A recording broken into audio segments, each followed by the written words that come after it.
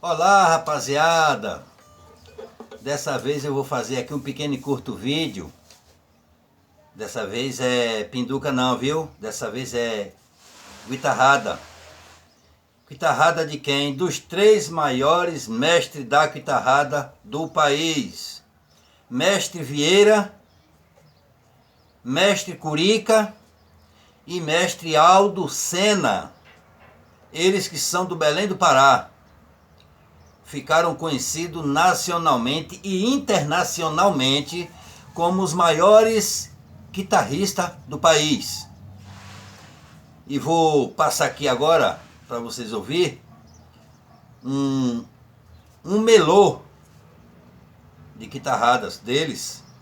E eu vou tentar ver se eu acompanho assim, só acompanhando o batidozinho, que eu não sei tocar, mas vou tentar aqui, só uma forma de me divertir. Mas para isso eu lhe peço que você vá lá no meu canal, João Lima Coité, deixe seu joinha, para que o YouTube venha ver que está sendo aceito o vídeo, né? Se inscreva, né? Deixe seu like, se inscreva, e toque o dedo no sininho de notificação.